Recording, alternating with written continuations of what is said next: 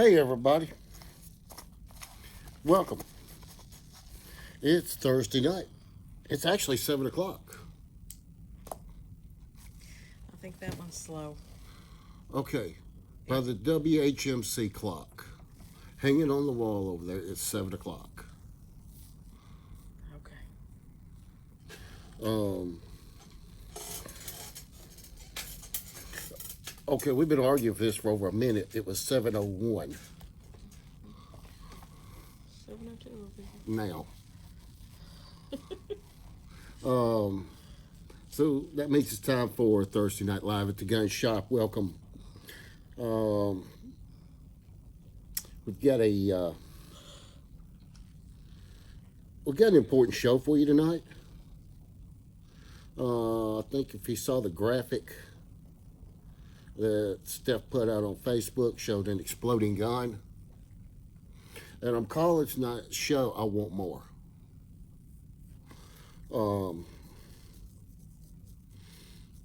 And we're going to get into exactly what I mean. And hopefully tonight I can give you some information that will keep you safe and keep you from getting hurt and keep you from possibly destroying a family heirloom, and prevent bad things from happening.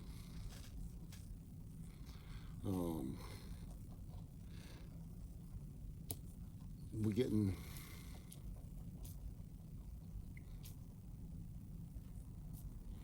so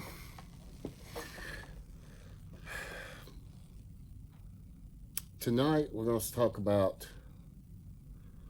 the new trend in ammunition and things, going to these new higher pressure cartridges with using different materials to make cases out of, so we can approach that 80,000 mark.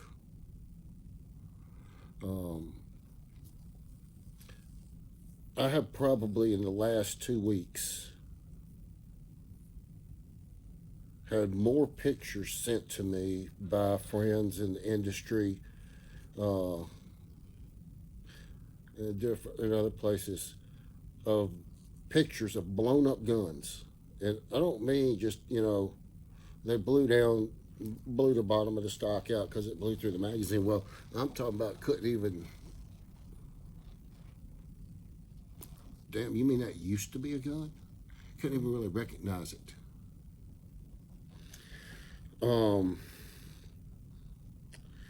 And most, I'll say this: most all of the stuff I'm seeing, it's not the gun's fault.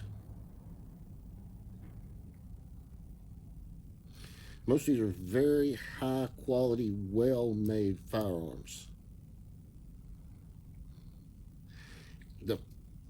And the fact that you had the catastrophic event in it versus a lesser gun is probably the reason the shooter walked away.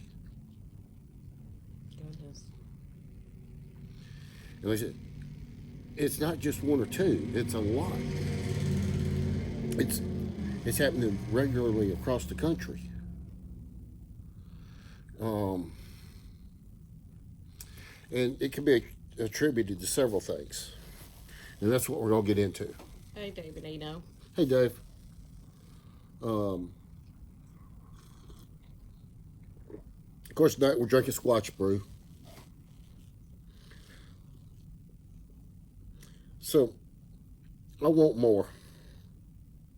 What we're calling tonight's show. And if you think about this, the push for more in the gun and ammunition world, it's been pushing for more since it began. And I think a lot of people would argue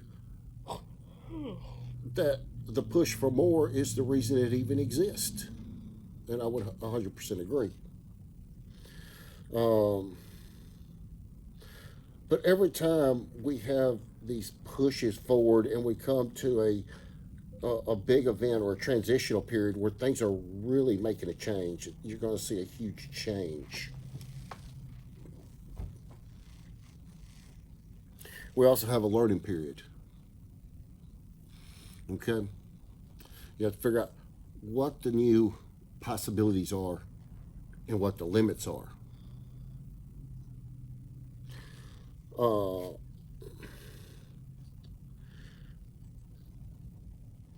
And during this time, it's actually it's dangerous. It can be very dangerous to anybody that wants to get sloppy, get lazy, fail to use their common sense or intelligence. This is the kind of times when those people get hurt or eliminated from the gene pool.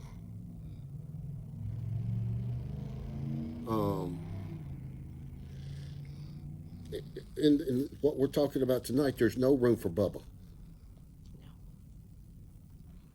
There's no room for Bubba, and it's just not going to work. It's going to get you hurt. It's going to get you killed. Don't do it. Okay? So, what am I talking about? The shift to high pressure cartridges. That's the way the industry's going.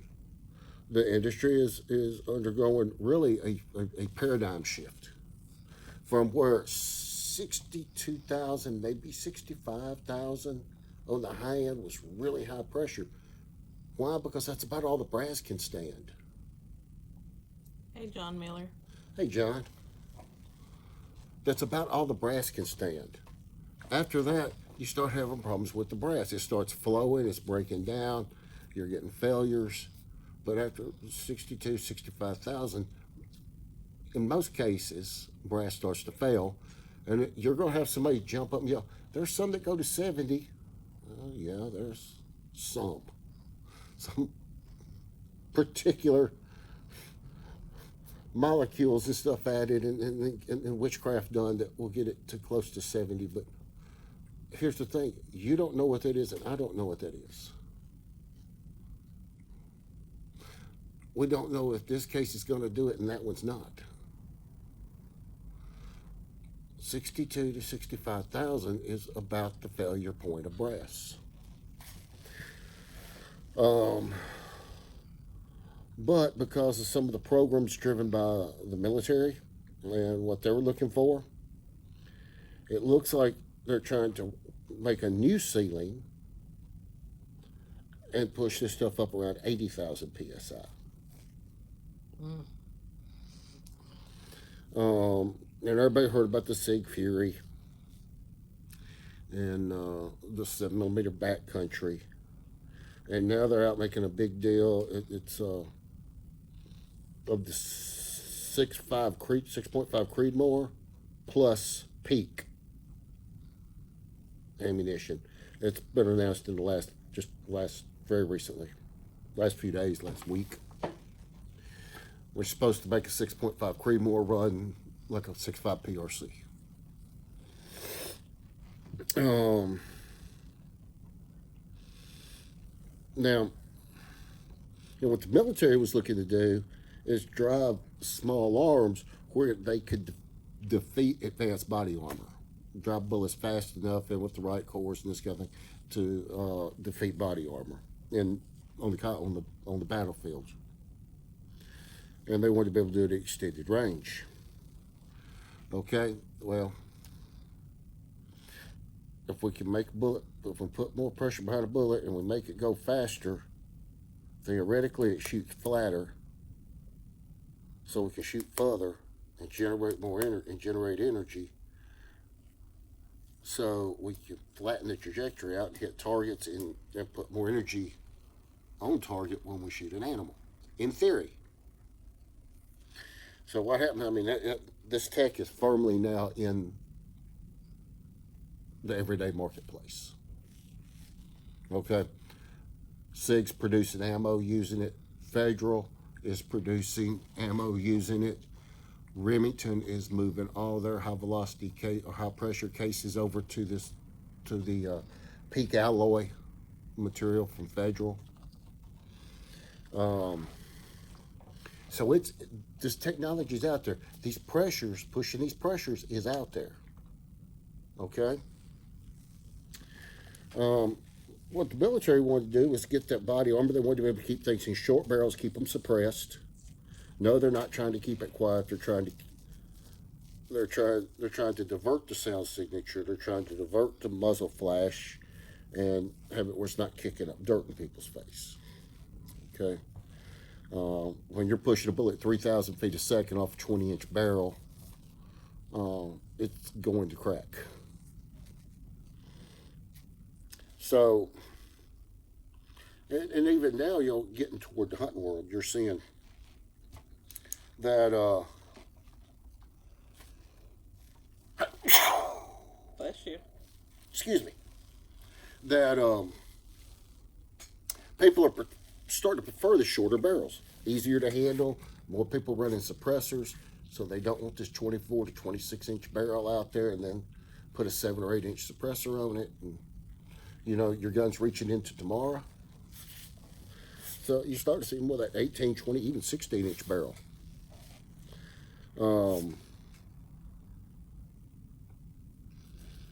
And with the high pressures, they're looking to let these little short action cartridges get into Magnum class ballistics or Magnum class velocities.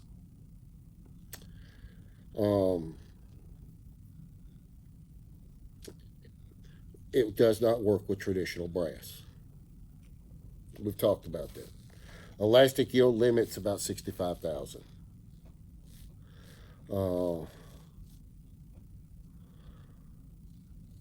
When you get past that, you've got to do something else, and that's what's been done. They've done something else to withstand the forces that 80,000 psi creates. If you did that in brass, it's going to flow, it's going to bust. But there's really two approaches that they've taken to this. And one is kind of, I guess, what everybody's calling the SIG approach, or the multi-piece case. All those SIGs far from the first one to have done it.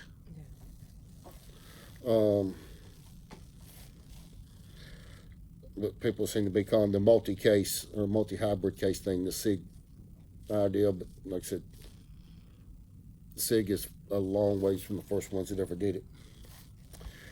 But what that does, it uses it's usually stainless steel, high strength stainless base that's machined. So I don't have any of the SIG ammo, but I do have some of the Federal, and that's one of the Federals with the peak alloy case. That's 7mm backcountry. But down here at the base of the bullet, okay, SIG machines a piece, and then the case itself screws to that. Interesting. Okay.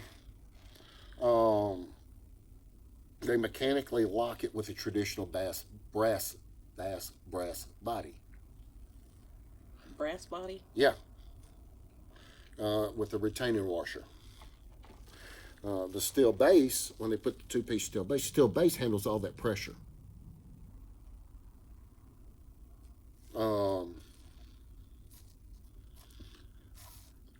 And takes all the pressure at the bolt face, and the brass body still does what brass does.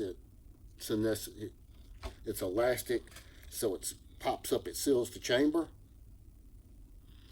and then it shrinks back down.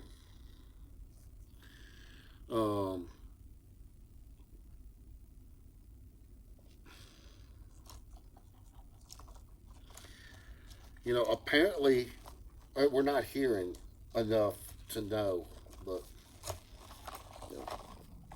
I have strong doubts about that in prolonged use in machine guns. I don't know, maybe it'll work. Or as I showed you with the Federal, what you call the Federal Peak Alloy, which is a monolithic steel alloy case. Single case engineered from what nobody will tell us, specialized proprietary alloy. Um, and this alloy provides the hardness to withstand 50,000 psi. Um,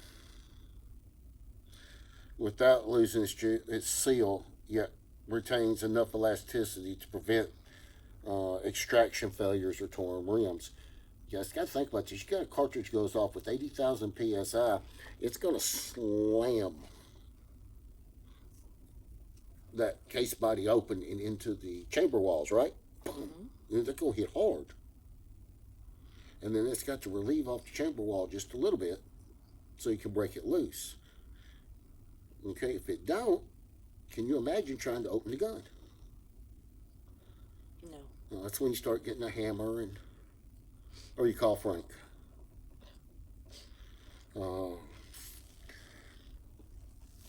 So we have chamber pressure to think about, how the case is going to react to the pressure, but something a lot of people don't think about is bolt thrust. And let me tell you, bolt thrust is rough. When you're designing a new cartridge and trying to put it together with a new rifle, working around the significant amount of bolt thrust with some cartridges, and it's an interesting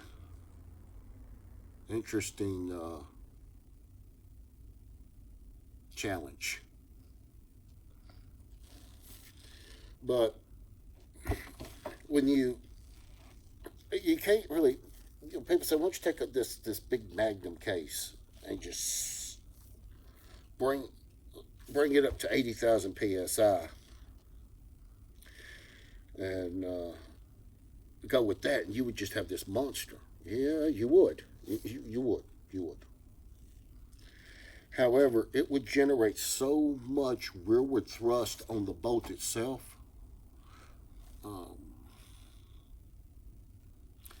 Without having this in something like a bench action, testing action, you would literally shear the bolts off.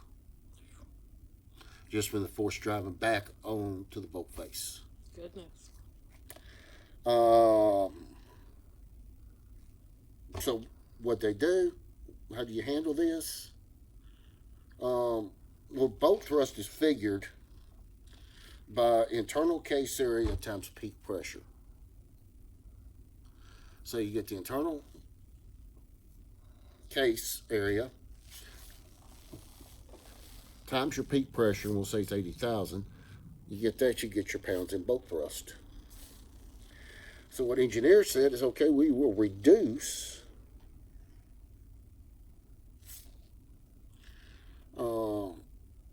on the back there, so you don't have this big, huge case, this big like 540 or 640, 532 or 640 case head. We'll reduce that down to 473, like 30-06. Then we can strengthen this, and we can do this, and we can reroute that. And so by retaining the smaller 473 case head diameter, the calculation relies entirely on the internal structure area, so you spread it over more places. Not a bad idea.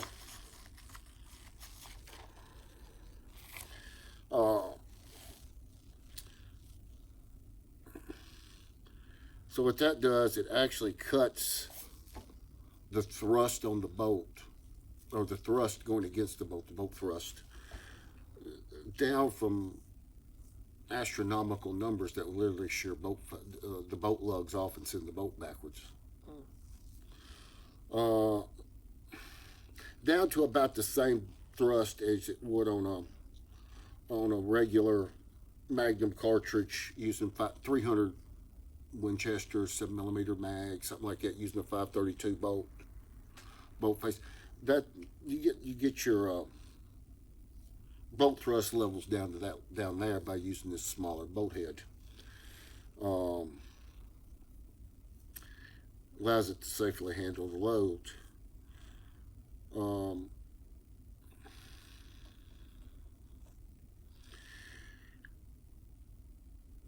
Here's the problem, guys. All this is if we're in a perfect world. Mm-hmm. All this works if we're in a perfect world. We're not in a perfect world. Nope. We have varying temperatures.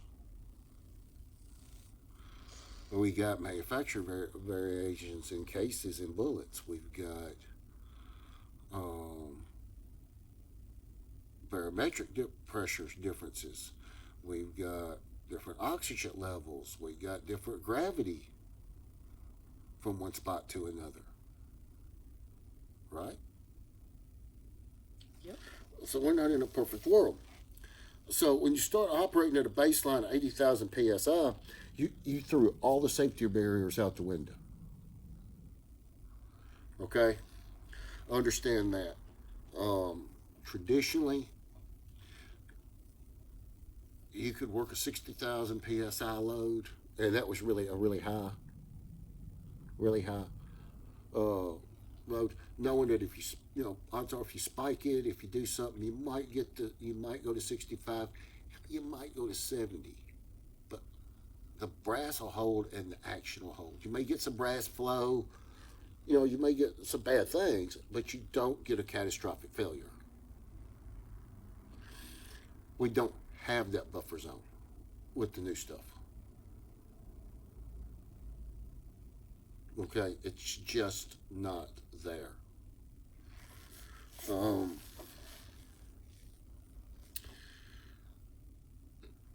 And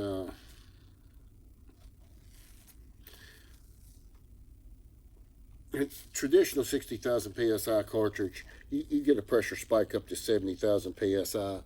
Like I said, you get a flattened primer, sticky bolt. You have to take a hammer and tap it up. At a baseline of 80,000, if you get a similar spike, now you're beyond 95,000 psi. Okay? You have instantly, most gun, the proof standard has for a long time been 80,000 psi. They were proofed to 80,000. I know some have been proofed over that, but that was the standard, has been for a long time. So, if you're pushing this thing right at the ragged edge, then with spike pressures another 15,000, we've instantly, right that millisecond, went past the yield strength of the steel. Something's going to give somewhere. Does that mean it's necessarily going to blow up? No, it means there's a very good chance it's fixing to blow up. It means you could have stretched your action. It means you could have broke your recoil lug. It means you may have a bolt welded into the action. But you just had bad things happen.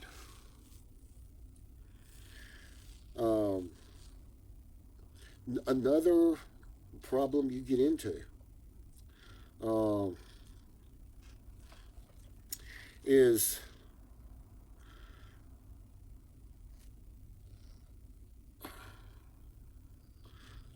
leaving a high pressure round chambered in a scorching hot barrel. Okay, this stuff runs really, really, really hot. Okay, sometimes you shoot your gun 2 or 3 times and you go, ooh, that's kind of 2 or 3 times on this. That barrel is hot. It's taking skin. You're talking second, third degree burns. This is getting hot. Okay. Now,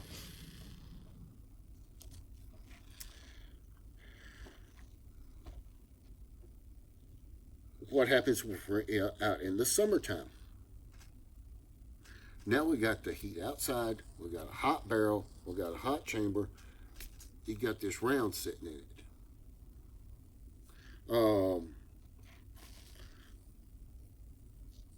the heat from the barrel is transferring into the case with this material. It's not like brass. Remember, we're not using brass anymore. Good evening, Mike DeLong. Hey, Mike. We're not using brass anymore. So all this heat, and believe me, we got it. We got much more than normal, is going into the case. Into the case. Well, what happens when that powder gets hot enough?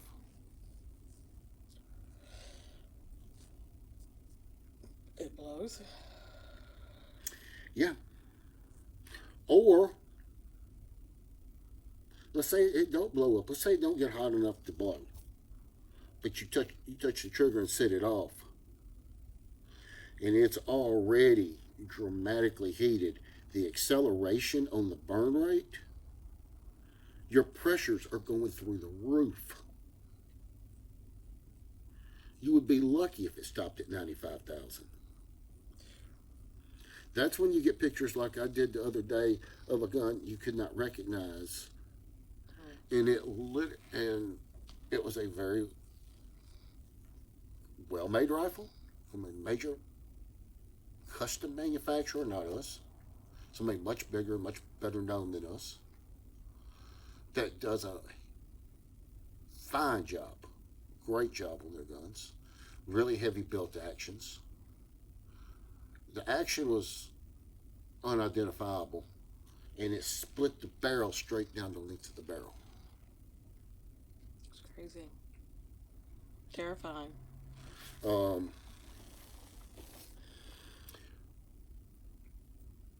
Supposedly, no, you're not there, you don't know, and not everybody tells the truth. Supposedly, the gun had never shot anything but factory ammunition. Chambered in 7mm backcountry. So, hot weather. What have we started? Right now, we're seeing this really, really, really big pickup of guns blowing up.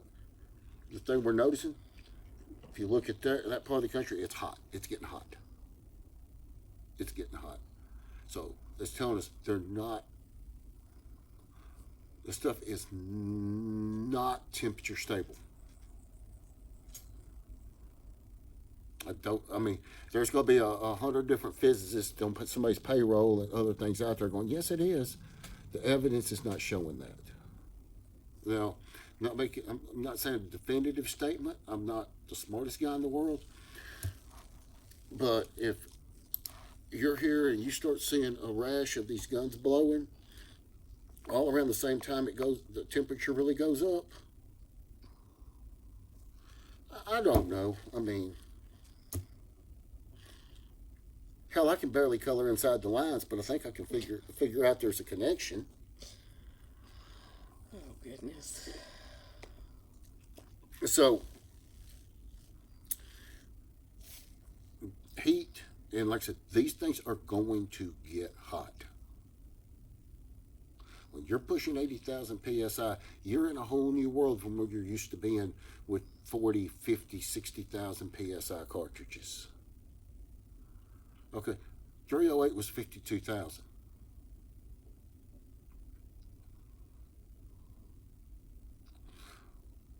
.450 Bushmaster, 38,500. So we're more double. So this is what you got to think. That's why I said, if you're not thinking, if you're not paying attention, if you're not on your game, don't mess with this stuff.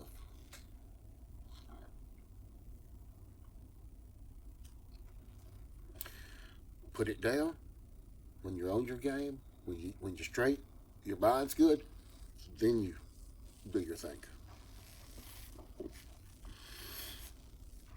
The other thing you end up with primary failure is the bolt face. It's a weak link. Now, even when you take a bolt and you put huge locking lugs on it and lock them down, the good camming action. In most boats, you have to have cutouts for your extractor and ejector plunger. Under extreme pressure, case material flows or ruptures right into these slots. High pressure gas is then jetting straight back through the bolt into the receiver ring, and that's when you start seeing actions come apart and things violently, hopefully venting through the magazine well and straight down and away from the shooter. Now, to go on with this, the other thing we're seeing is that I have no idea. I don't either. The other thing we're seeing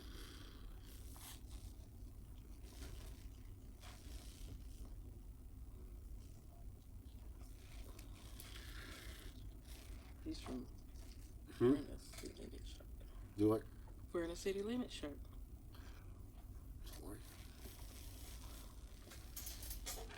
Let me go check. I mean, hell, it's 7:30.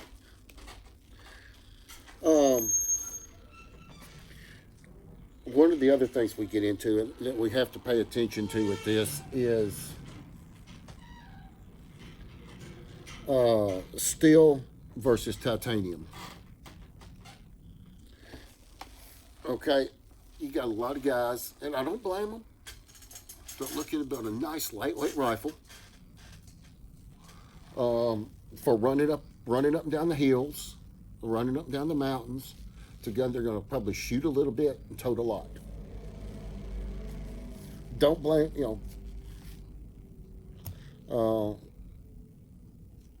get requests for it often.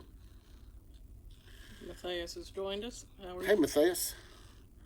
But when you're choosing a rifle action to pair with this ultra high pressure ammo, choice between steel and titanium, there's some pretty big mechanical trade-offs. Okay? We're using something like what we would normally use, 4140 or 416R as our material for making actions. It still has a high modulus of elasticity, if I can get the words right. The joint's kind of like a rubber band. You can pull it and it snaps back to the same size, and you pull it, snaps back, and Eventually it wears out. to a point. Yeah, yes, but yeah, because it's rubber, but Yeah. it snaps back, right? Right. And that makes it highly rigid. Under high pressure, it stretches very, very little before snapping back. And crucially, still possesses a distinct endurance limit. If stress stays below a certain threshold, those steels can just about survive an indefinite number of cycles.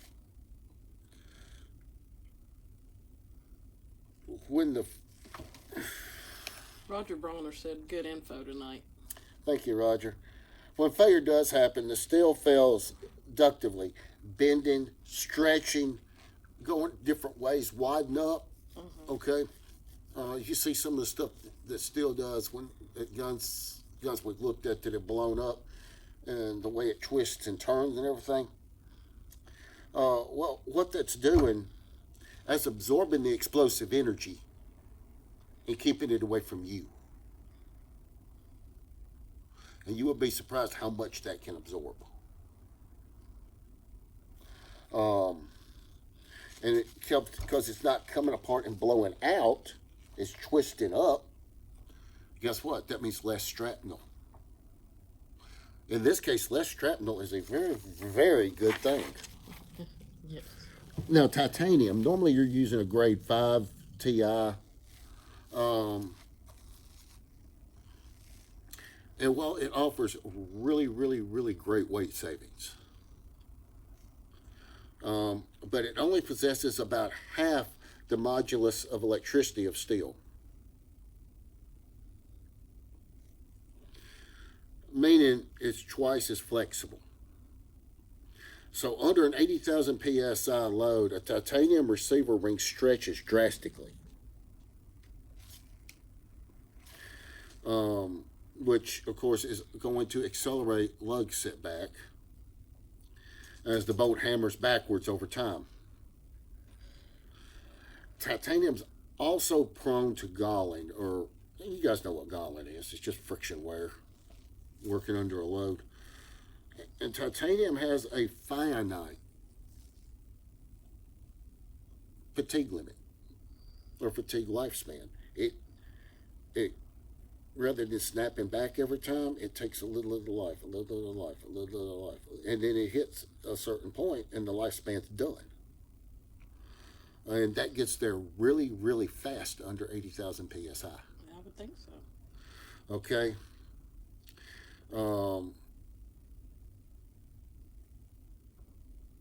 Then what happens, because you're not going to, you may see a lot, on a titanium action, you may see this coming, you may see a little loss of accuracy, or you may see this, you may see that, but it's being weakened every time, right? Okay, so now we have one of those hot loads get by. We have a hot load get in there, and it peaks the pressure. We have something wrong, and it peaks the pressure. Okay, that titanium's already been compromised. It's it's probably well within its into its lifespan. How is it still going to be able to deal with that overpressure?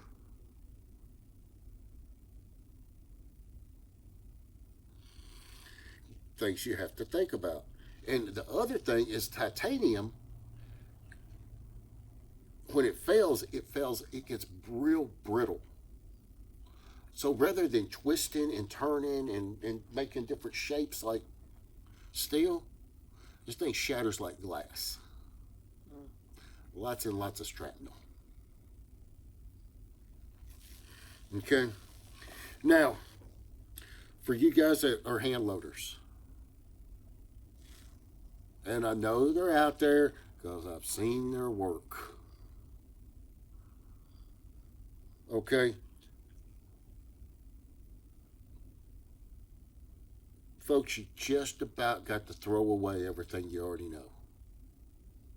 If you think we're going to play with these new case materials and pressures the same way we've loaded for years using brass and copper in those things, you're wrong.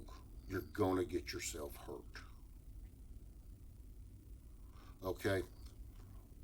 These things don't show pressure signs like brass. You're not going to get flat primers. They're not going to show it on the case. You're not going to get the sticky bolt. Okay?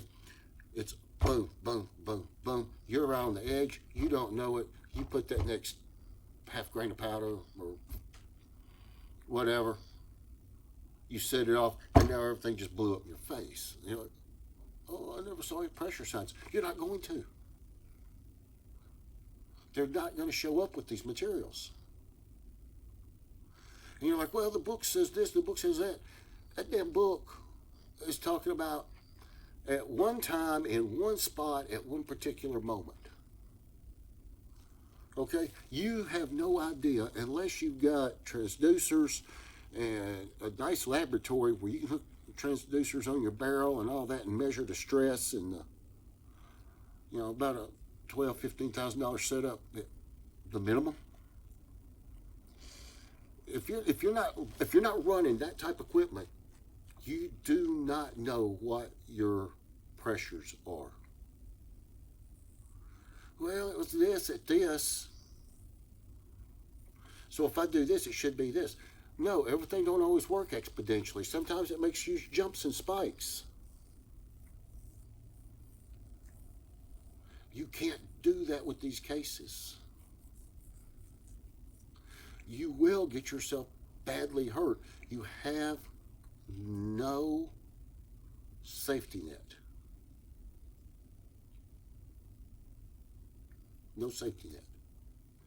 So if you think you're going to do the stuff that some people have done with brass cases for years, that wasn't smart then, but the fact they had a brass case and it had the properties of brass rather than the stuff we're using now is what saved them.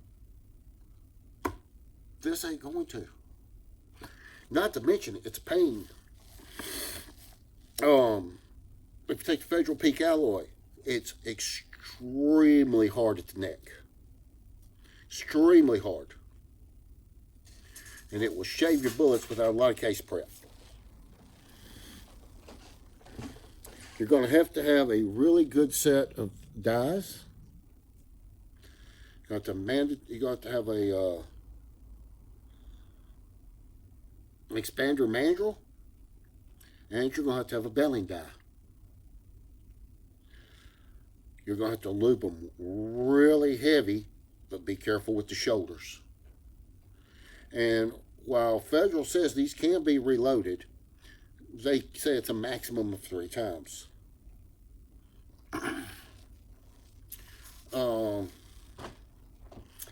What? Sure. Somebody's phone ringing. Yeah.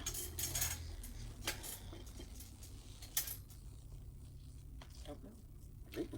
Anyway, see, the thing is managing the friction, and it's going to be severe friction between the bimetal, the 2 different metals, trying to bring that down in a sizing die. Okay? And you could use standard dies. However, there's a company called Short Action Customs that does make a modular die to work with these seat cases.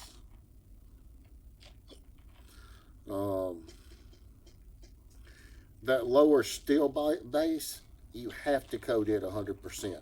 You can't leave anything uncoated. So that means you got to watch your dies so you don't get a lube buildup in your dies and start causing problems at the case neck. Right? And they claim that they can go from 5 to 8 plus loads. That the brass body is what's going to give out, not the steel back end. I'm going to tell you something. There are some people that say they think titanium is just fine with some of these cartridges.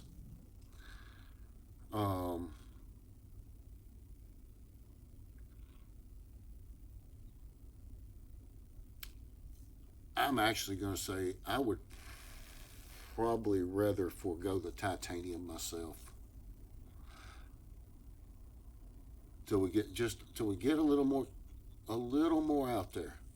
Now I know some people are doing titanium and they're going in putting steel bolt lugs or steel locking lugs on the bolt, or using a steel bolt with steel locking lugs and putting an insert in to strengthen that area. By the time you do that, well, have you really got that big of weight savings? Are you getting a big enough weight savings to offset the expense? And it's still not going to be as good as what you would have had. There's some things you can do with steel actions that we can get the weight down a little bit without compromising the strength in the action. It gets you really, really close to the titanium, but gives you the steel safety buffer. So I don't know. That's up to the individual. That's just my thoughts on it.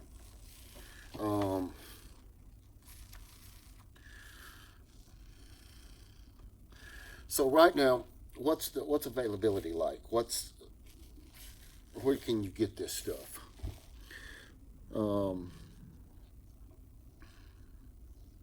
There's really about 3 places. Okay, you got SIG with their 3-piece hybrid technology.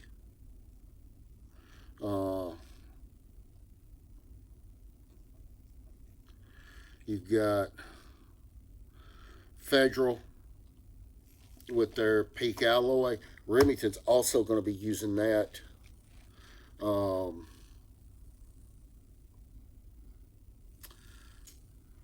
In all their factory hunting and match lines.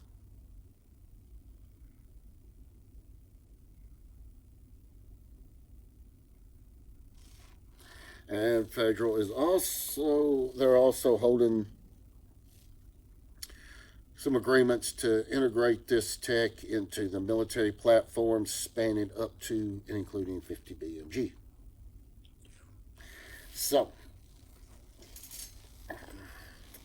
then there's a company called Shell Shock Technologies. They've also partnered with a company called CBC Global. You guys may have heard of this. There's a lot of people that talk about it. It's the NAS3. Hey, I got it right. Case design, which combines a high-strength corrosion-resistant nickel alloy cylinder that's mechanically staked to a stainless steel base.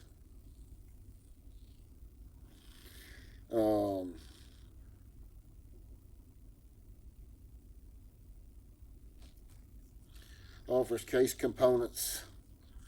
So they're actually going to selling these cases now to the public.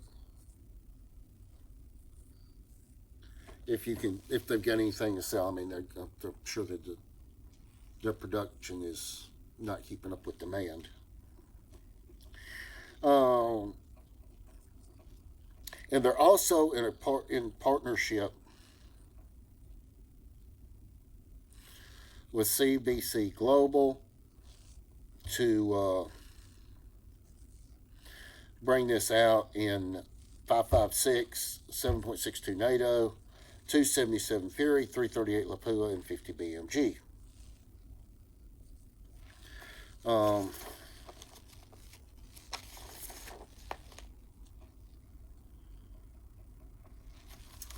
You know, I even went looking a little further. When you start down one of these rabbit holes, you can't help it. There are some guys wildcatting on some of these cases. And if some of you guys out there are listening to me that are wildcatters, you know we're a unique breed. We have to be just a little bit on the unstable side to do what we do. A little crazy. Be careful with this stuff if you're trying to wildcat with it. There's some already been done. Usually they're using the SIG platform, something on the 308, based off the 308, because of that brass upper piece. They can get it to form.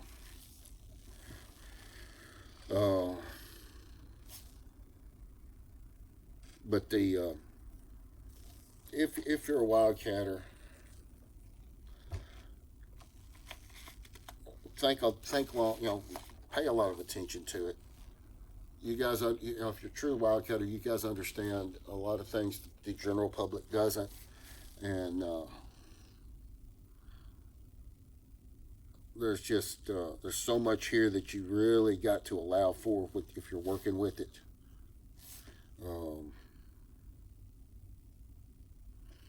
I see, just like me, I see 473 case head and this, and I'm like, what could we do with this? So, I'm like the rest of us, I'm intrigued. But you're probably gonna need different tooling, and you're gonna have to learn a lot of different methods working with this stuff. Looks like if you really want to try it, that if you call Shell Shock, they're actually doing some cylindrical cases for people. two length. So now you know what you guys know what to do. So now let's talk about this, okay? It's been part that a lot of people have ignored. Modern guns are going to handle 80,000 psi. Well, I'm going to tell you right now, not all of them are. Okay? They're not going to. If they do, they're not going to do it for long. They can spout all the stuff out of marketing departments and legalese that they want to. But common sense physics just doesn't work. Okay? You do not want to take some of this stuff, for example, and put it in Grandpa's 03, Springfield 1903. You don't want to put it in a Mauser, in some of the Mausers. You don't want to put it in a lot of the older rifles. Okay? Regardless of what these people are telling you, don't do it. And I'm going to tell you something. If you're buying some of these $300 and $400 rifles that's out there now, not that I think there's anything wrong with them, I would probably avoid putting this stuff in there. But let's face it, if you're going to go buy a $300 rifle, you're probably not the guys going to buy a $100 box of shells. No. Who knows? But guys, be careful what you're putting this stuff in. A lot of these guns that are out there are not going to hold it. And it's a whole new world from 60,000 to 80,000. And some of these things aren't going to hold it, and they're not. Even the safety built in where it should blow down in a way isn't going to contain the whole explosion. You're going to see guns blown all to pieces. When I see high quality, well made, very respected guns that have stood all kinds of abuse on those platforms, and I see those kind of guns blowing under some of this stuff, be careful. There's several people within the industry that feels like it would be bad for their careers if they spoke out on this, that have called me and they said, you got some kind of a platform, please talk to people. Okay, somebody, if you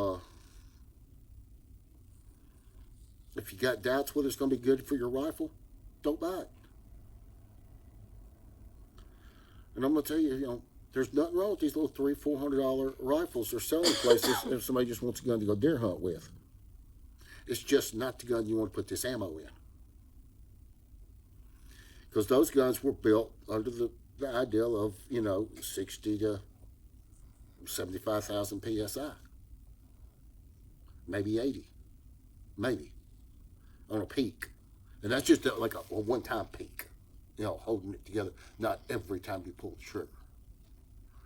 And some of the metals that you're using to be able to make them for $300 or $400 aren't going to handle the stress. Okay? Let anybody tell you what they want to. There's no such thing as a free lunch. If it sounds too good to be true, it is. And don't bet your safety. Don't bet your eyes. Don't bet your hands. Don't bet your life on something stupid. Okay? We have to be honest with ourselves. We have to be honest with what's going on around us. If you got any doubt about your gun, don't put this ammo in it. Because it is a whole brave new world. And I want to see you guys around in it for a long time. Okay? If you liked this tonight's episode, if you saw value in tonight's episode, share it, please. Let us know if you want to see more like Yeah, this. get the word out there. We're trying to help and protect people, and I realize it's the day before, right here at the 4th of July, but there's never a time that it's not a good time to keep our friends healthy and alive, right? Yep. So 250 years of kicking ass and taking names, the United States of America is still on the map, and we're still going to do it no matter what the liberals have to say. And we're going to bring this back to God wants to bless America, and God bless you.